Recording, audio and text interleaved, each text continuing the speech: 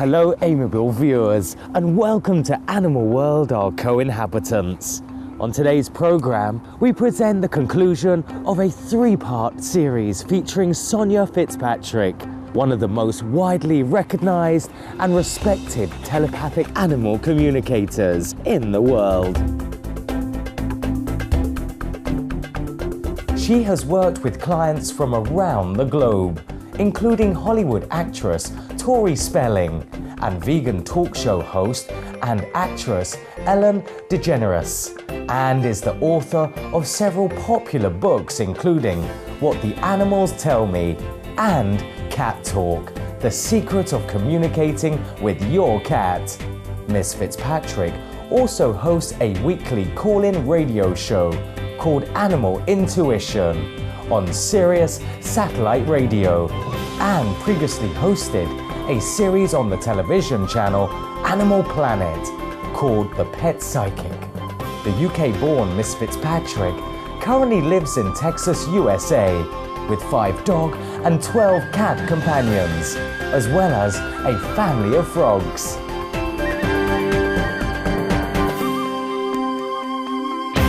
Why I love working with animals is because they don't carry any baggage and they're very honest and they're very straight. They're not complicated. You know, human beings complicate everything, don't they, at times, Yes. some of them. Animals don't. They're just wonderful to work with, always have love, they're always honest, and I much prefer working with animals than...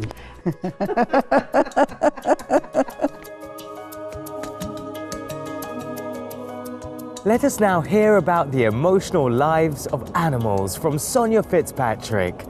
For example, do animals experience grief in the same way we do? The thing is, they feel it stronger than people do. They have very strong emotions. And when a dog dies, when an animal dies in the house, the other animals grieve. They're grieving. They miss that animal. They miss the animal being around just like the human does. It takes them time, and sometimes they never get over it. Do the animals sometimes get frustrated with their Yes. human companions? Sometimes. They get depressed, and the frustration sometimes comes out in different ways. You know, with birds, they'll peck their feathers out, and they haven't got anyone to talk to. And if you get a kitten, get 2 cats, not 1. They've always got company for each other, and they've always got each other to be with. But if you get an only cat, and then you suddenly leave it for hours and hours on end, and they get depressed, they get frustrated, they don't understand why I'm being left. Or you have a dog and you just suddenly put it out in the yard and it never has any interaction. It's so hard and cruel to do that to an animal. You know, I always say to people, put yourself in your animal's body and see how you'd feel. That's the best way you can do it. Yes. How would you feel if this week you were in a cage all day? You know, some people go out and leave their animal in a tiny cage all day. Miss Fitzpatrick can converse inside with amphibians and reptiles as well. She rescued some frog friends she discovered languishing away in a retail store and has a wonderful relationship with them. They were suffocating in a little container because so many of them were dead. And so I gently got the ones that were alive, put them on the car, got a big tank and a pump because they need to live, you know, not just in a jar. They'll die in a jar, they need oxygen. And I'm coming through the checkouts and the woman said to me, "Oh, you don't want to take those, they're nearly dead."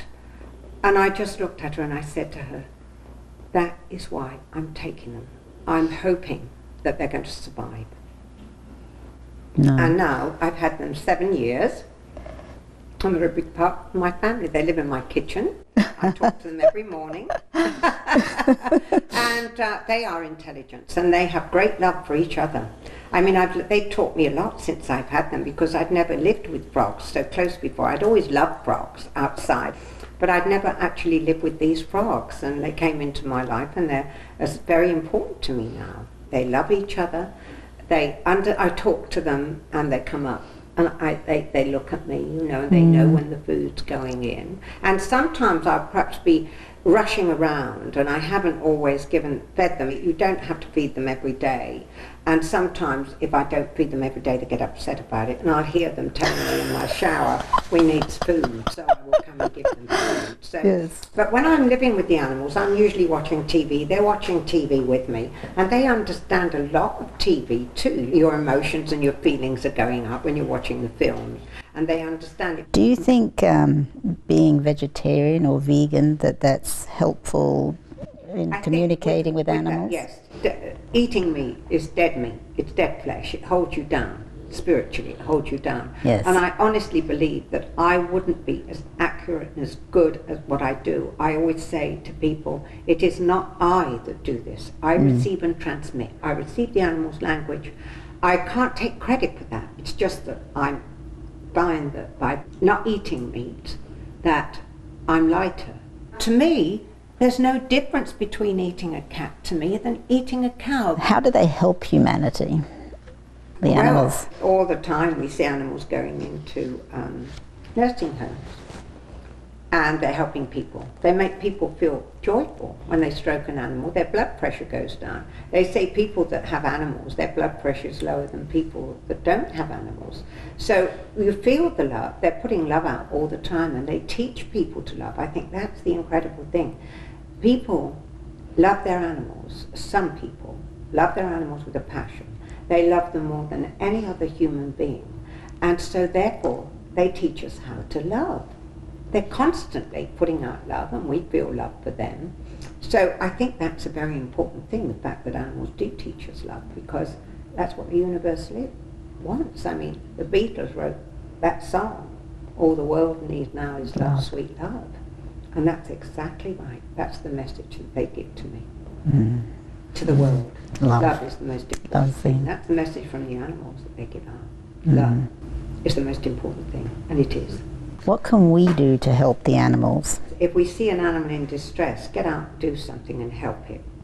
You know, that's what we can do. You see a dog walking along a road or a cat in distress, help it. If you see a wild animal in distress, there are all these wonderful places that people run and work with possums and raccoons, and you know, you can get them to a facility where they can be helped if they're injured, or a bird has a wing that's broken. I picked a bird up once. It was a big pelican, actually, pelican type bird, and it had a fishing hook in its actual wing. So we went up and we threw a blanket over it, and we held onto its beak so it couldn't bite. And I took it in the garage, and I had this chair with a wire, with like an iron back. And he sat there all night, and the next morning we phoned up the bird sanctuary, and we told them, could we come in? They said yes. They mended that bird's wing. They found out where I'd picked the bird up. They brought it back and they let it go. Wow. And I was walking my dogs the next day, and that bird circled round me, very just over my head, and thanked me and went away. That's how intelligent and how much they know. I always say that's what feeds people's souls when they do something for an animal or they do something for a human being. It makes you feel so good. Wonderful feeling. Love is the most important thing in the universe. Love for each other, love for the animals, love for the environment, love for everything. In a February 2005 gathering of our association members in Hungary, Supreme Master Ching Hai discussed an episode of Sonia Fitzpatrick's program, The Pet Psychic. She had viewed where Miss Fitzpatrick explained why a dog was not well. The animal world is fascinating, fascinating. If you can talk to the animal, they tell you a lot of things. Yeah. There was one show in America when I was there. There was a psychics, animal psychics. You can talk to dogs or other animal, yeah? And it was a live show, né? They bring different dogs there. And then one time, she was telling, the owner was asking why his dog's been sick and you know, like tired and not active anymore, and the doctor don't know what's wrong. So the psychic concentrate and talk to the dog. And then she said that your dog tell you that because you use all this chemical to clean the house, so he cannot bear it and he's sick. So he beg you not to clean with the chemical anymore. And at that moment, that dog go and put the paw into her hand, you know, like shake hand. That dog never know her before, né? He come to her and then put the paw on her arm. And so it was very touching. And the dog come to her and put a paw on her arm, you know, hand like that. And then, oh, that was very touching.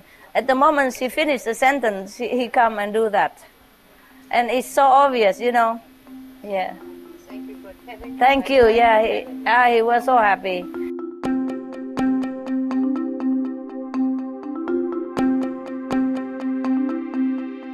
Many thanks to you, Sonia Fitzpatrick, for sharing these fascinating insights about the inner lives of our animal co-inhabitants. Your work builds a bridge of better understanding between us and our animal friends, helping to create greater peace and harmony in our world. May heaven forever bless you and all the animals. For more information on Sonia Fitzpatrick, please visit www.soniafitzpatrick.com or follow her on www.facebook.com. Books by Miss Fitzpatrick are available at www.amazon.com. I'm Sonia Fitzpatrick. Be veg, go green to save the planet.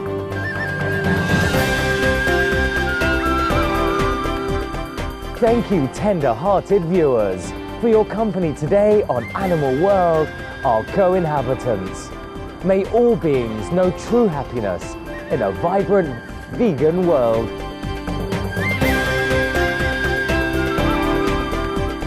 For more details, please visit www.suprememastertv.com/AW.